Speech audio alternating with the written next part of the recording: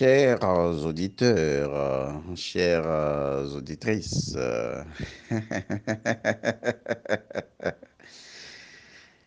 bienvenue dans les chroniques de Gaïa. Aujourd'hui, nous allons vous parler d'une histoire bien étrange. Il s'agit du chaos des nombres ou des chiffres, comme vous voulez. Le chaos des nombres.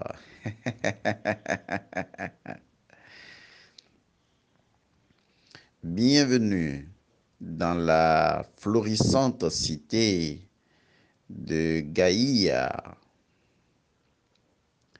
Il y a dans le nord de Gaïa, en longeant les routes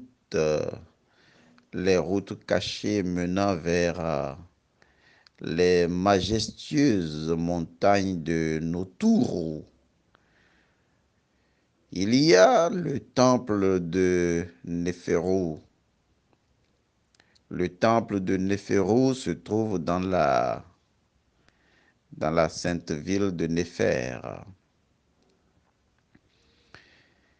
La plupart de ceux qui se sont aventurés jusque là-bas, la plupart de ceux qui se sont fait admettre dans les rites de milieu,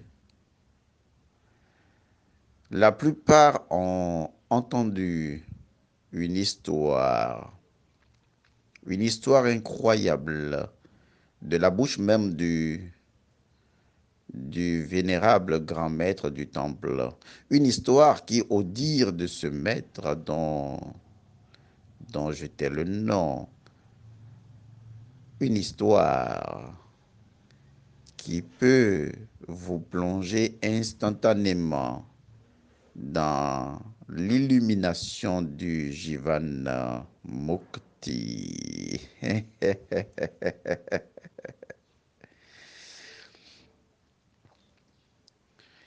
L'histoire bien étrange se déroule dans le Ananda.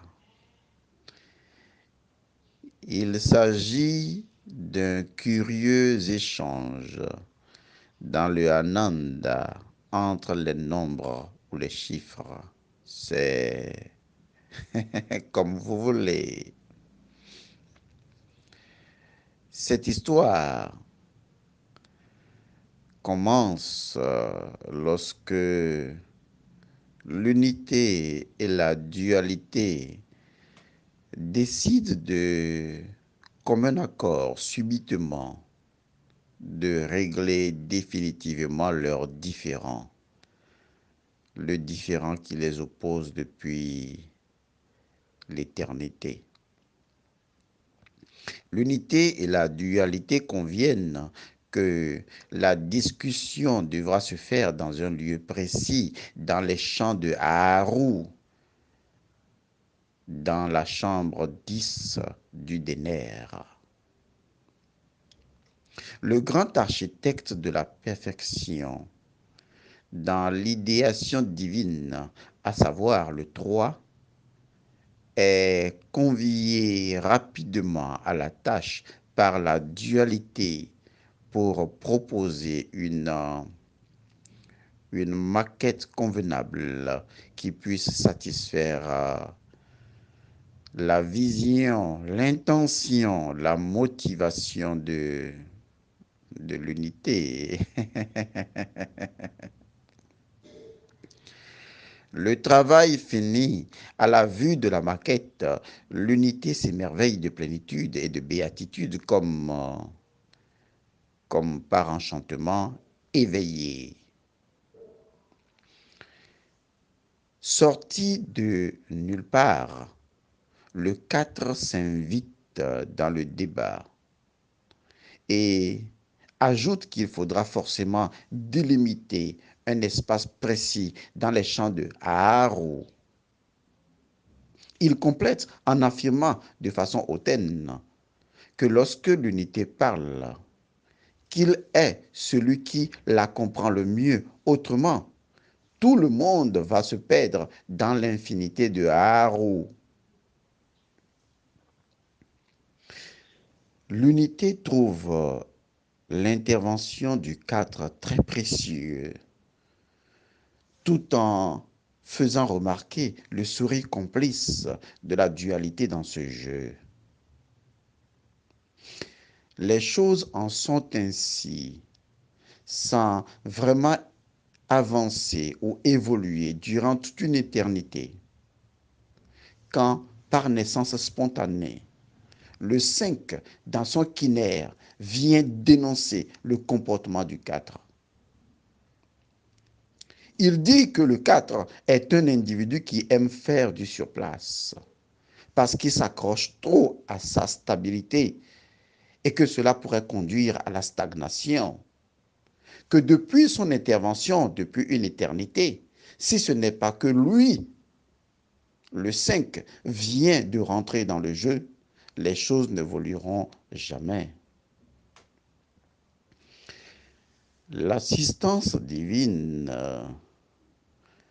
reconnaît alors qu'en vérité, le 5 fait tourner les choses.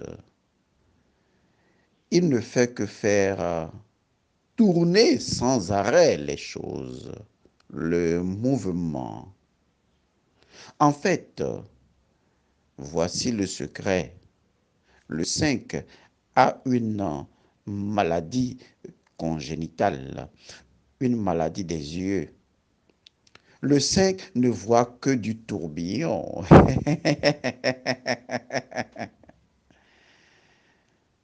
Et alors, pour tourbillonner autant dans l'éternité de Haru,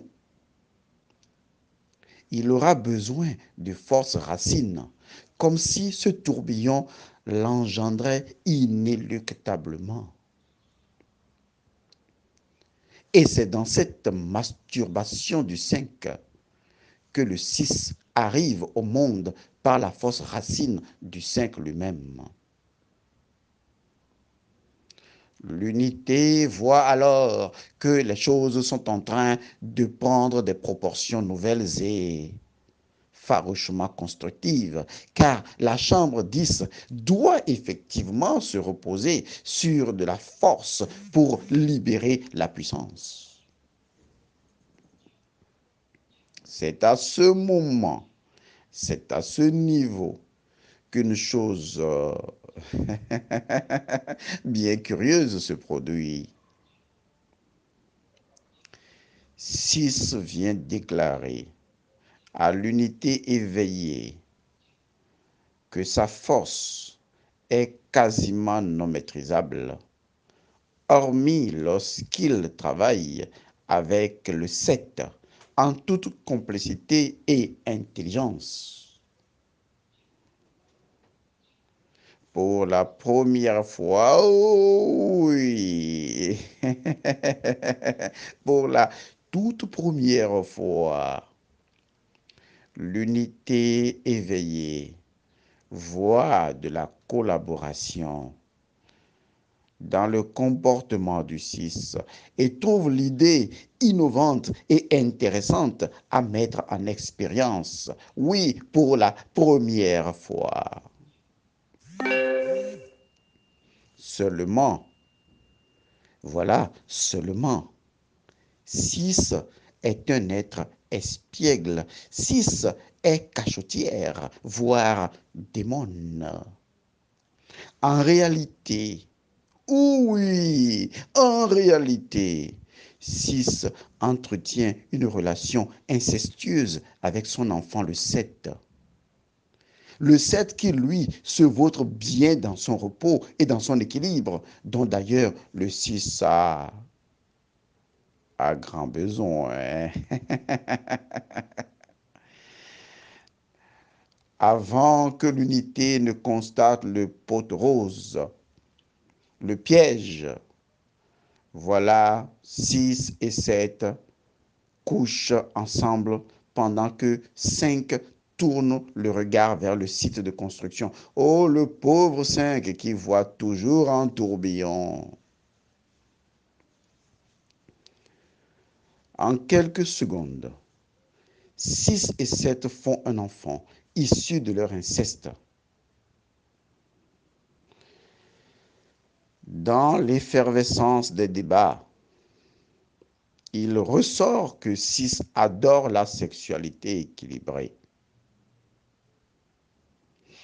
Afin d'éviter qu'une telle chose ne se produise encore dans le cercle divin, dans le divin cercle, l'unité éveillée inspire alors leur enfant, le 8, par une idée formidable.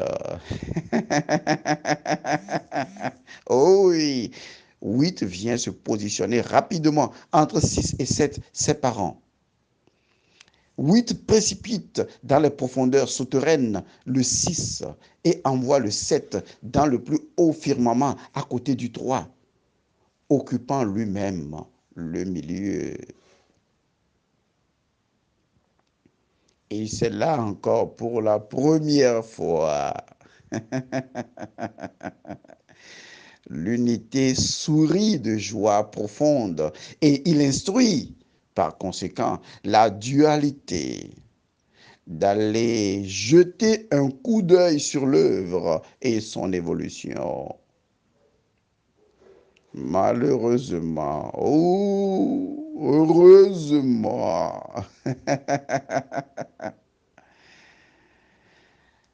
la dualité d'habitude voit flou. Oui, la dualité voit flou. Et comme l'énergie sexuelle du 6 rend le 7 non seulement beau, mais en plus lui confère de magnifiques yeux d'aigle semblables à ceux du 3, ce dernier conseille à la dualité de regarder à travers les yeux du 7 pour contempler le grand équilibre de l'œuvre dans sa manifestation. Voilà. Et oui, mes chers amis de Gaïa, voilà que la dualité s'exécute et plonge ipso facto ses yeux flous pour les fondre dans ceux du 7.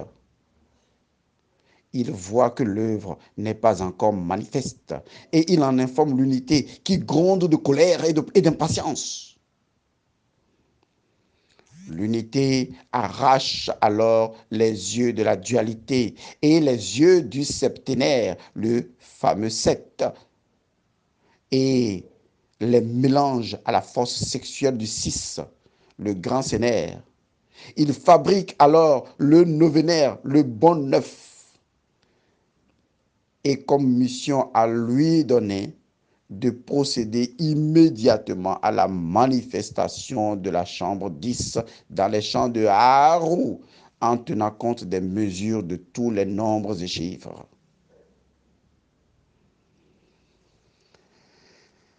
C'est ainsi que, oh oui, chers amis, c'est ainsi que, en l'an 1000 de l'ère de l'unité, sort du grand chaos la chambre 10, construite avec tous les présents et tous les absents, sous les applaudissements et les bénédictions.